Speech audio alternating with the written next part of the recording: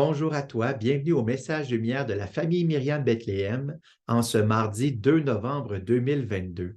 Je suis très heureux de te retrouver, spécialement en cette journée de l'année liturgique qu'on appelle la commémoration de tous les fidèles défunts.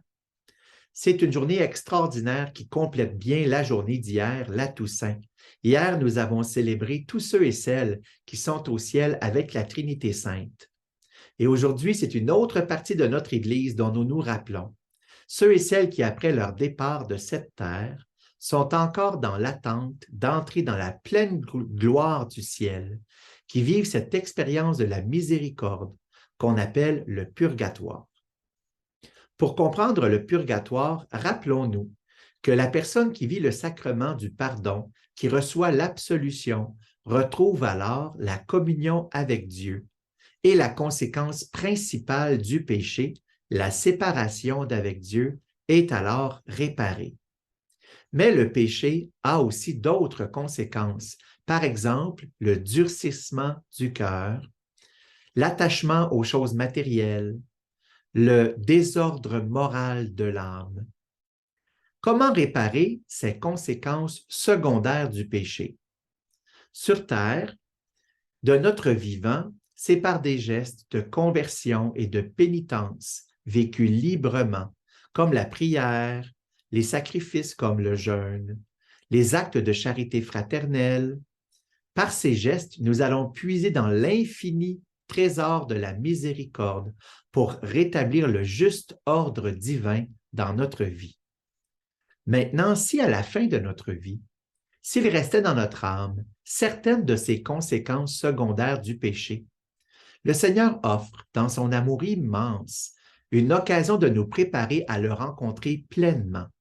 Et nous appelons cette expérience le purgatoire, qu'on compare souvent à un feu d'amour qui purifie l'âme en brûlant ce qu'il y a de trop, ce qui pourrait nous empêcher d'être entièrement libres pour accueillir l'amour et surtout pour correspondre à cet amour. Jésus a offert à certains de ses intimes de comprendre et même d'expérimenter mystiquement le feu du purgatoire.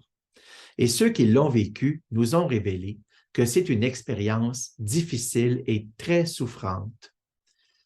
Mais j'ai une bonne nouvelle pour nous, c'est que dans l'Église, par la communion des saints, nous ne sommes pas seulement reliés entre nous sur terre et avec ceux qui sont au ciel.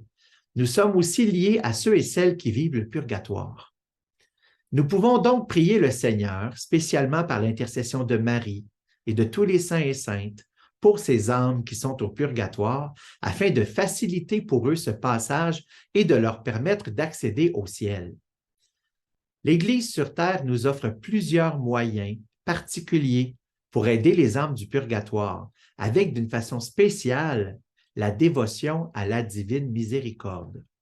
Aujourd'hui, ce cadeau particulier que le Seigneur nous fait par l'autorité de l'Église, c'est la possibilité d'une indulgence plénière. C'est une grâce que nous pouvons obtenir pour libérer entièrement une âme du purgatoire. C'est extraordinaire. Pour obtenir cette indulgence plénière d'aujourd'hui, il faut visiter une église ou un oratoire aujourd'hui, ou bien un cimetière entre le 1er et le 8 novembre, et prier pour l'âme des fidèles défunts. Il faut également satisfaire à 3 conditions, c'est-à-dire être en communion avec Dieu par l'absence de péché mortel non confessé, aussi communier à la Sainte Eucharistie, et troisièmement, prier pour les intentions de notre Saint-Père le Pape. Une autre façon qu'on pourrait avoir d'aider nos défunts est de leur accorder le pardon. Parfois, lorsque quelqu'un nous quitte, il peut rester en nous des rancunes, des blessures non guéries, des souvenirs amers qu'on n'a pas eu le temps de régler avec la personne avant son départ. Il est alors important de libérer la personne en lui pardonnant et en priant pour son âme. Il y a quelques années, lors du décès de ma maman, qui est arrivé très rapidement, je trouvais ça difficile de penser à elle dans la paix, car elle nous avait laissé, mes frères et sœurs, avec une situation administrative très difficile qui allait demander beaucoup de travail. Mais dans les jours après son décès, ma famille, nous avons accueilli beaucoup de gens qui venaient nous offrir leur sympathie, qui venaient aussi prier pour elle. Et il y avait plusieurs personnes qui m'ont parlé avec reconnaissance de ma maman, qui les avait aidés, soit dans une maladie, pour le baptême de leur enfant ou pour leur cheminement spirituel. Je me suis rappelé que puisque ma maman avait travaillé 25 ans dans une paroisse, sûrement plusieurs personnes qu'elle avait aidées étaient déjà au ciel. J'ai également pensé à ces personnes de sa famille qui étaient morts et pour qui maman avait tant prié. Ça faisait beaucoup de monde qui était au ciel en attente de l'accueillir pour lui dire merci et l'accompagner devant le Seigneur.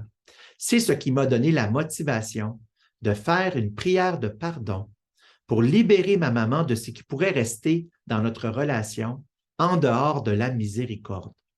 Et j'ai reçu à ce moment même une grande paix qui m'a accompagné pendant tous les jours et les heures difficiles de deuil. Je nous souhaite à toi et moi aujourd'hui, finalement, de vivre une expérience de miséricorde. C'est ça qui va rester. De rencontrer le Seigneur qui nous aime avec nos pauvretés, afin d'être transformés et de pouvoir ensuite manifester cette miséricorde à tous ceux et celles que nous croiserons et aussi de la manifester à toutes les âmes du purgatoire pour qui nous allons prier. Ceux qui comptent en ce moment sur nos prières et qui ont bien hâte d'intercéder pour nous au ciel. Bonne journée, sois béni et à bientôt.